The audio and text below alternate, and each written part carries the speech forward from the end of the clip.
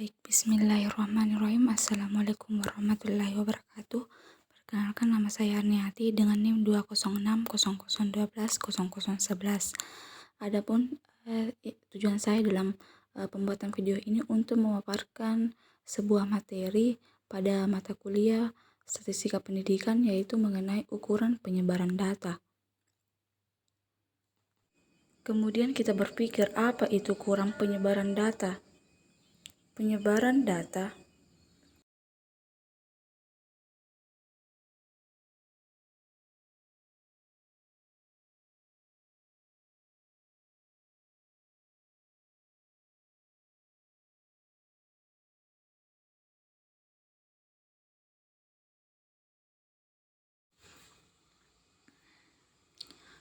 ukuran penyebaran data adalah suatu ukuran yang menyatakan seberapa besar nilai data berbeda atau bervariasi dengan nilai ukuran pusatnya, atau seberapa besar penyimpangan nilai-nilai data dengan nilai pusatnya.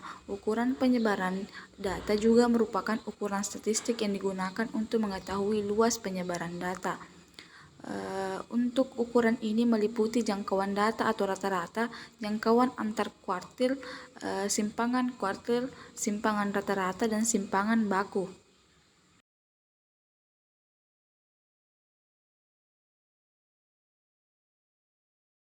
Untuk ukuran penyebaran data, yang pertama yang saya akan jelaskan yaitu mengenai jangkauan data.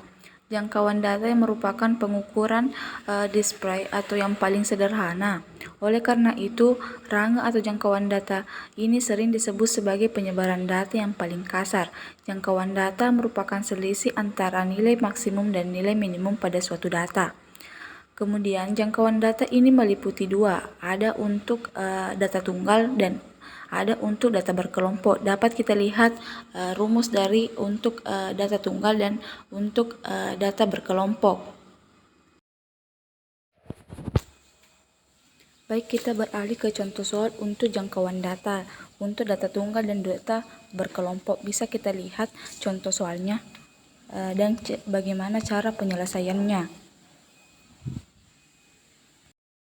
Berikutnya pada ukuran penyebaran data yang kedua yang ingin saya jelaskan yaitu jangkauan antar kuartil dengan simpangan kuartil, di mana jangkauan antar kuartil merupakan selisih antara kuartil atas dan kuartil bawah, sedangkan untuk simpangan kuartil adalah setengah dari jangkauan antar kuartil.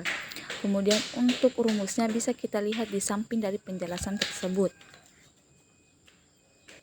Lalu kita beralih untuk contoh jangkauan kuartil dengan simpangan kuartil seperti pada gambar yang telah saya tampilkan pada poin ini, yaitu untuk data tunggal dengan data berkelompok pada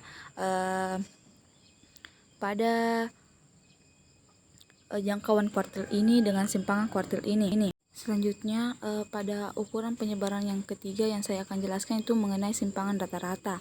Simpangan rata-rata adalah rata-rata hitung nilai absolut simpangan. Simpangan rata-rata memperhitungkan nilai-nilai selain nilai ekstrim distribusi data. Dapat kita lihat di bawahnya dan di sampingnya itu rumus dari simpangan rata-rata. Lalu kemudian contoh soal untuk simpangan rata-rata. Dapat kita lihat di mana contoh soalnya itu mengenai daftar berat badan mahasiswa. Untuk penyelesaiannya bisa kita lihat dari penjelasan atau penyelesaiannya. Yang pertama itu mencari nilai tengahnya. Setelah menyelesaikan atau mencari nilai tengahnya, maka kita lanjut ke menghitung rata-rata dari data tersebut, di mana terdapat rumus di bawahnya.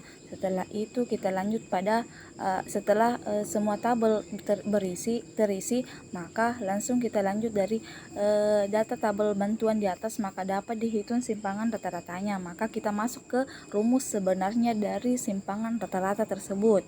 Dapat kita lihat bagaimana cara pengerjaannya dan bagaimana hasilnya.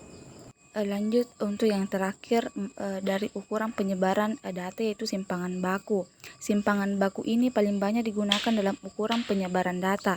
Simpangan baku merupakan ukuran penyebaran yang paling teliti. Dapat kita lihat dari samping penjelasan rumus dari simpangan baku tersebut.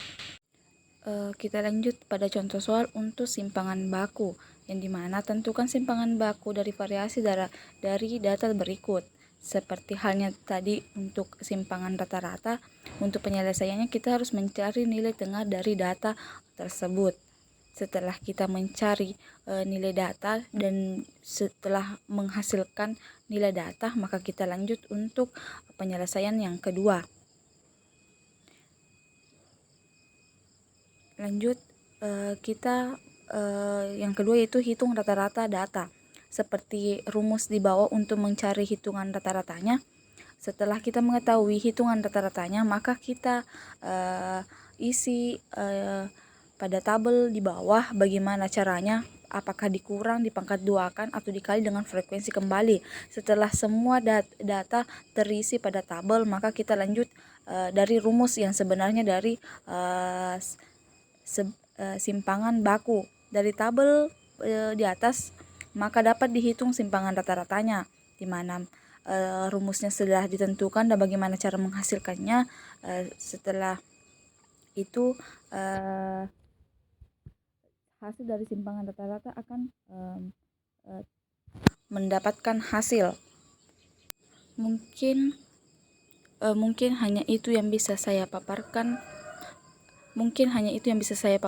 Pada persentase mengenai ukuran penyebaran data.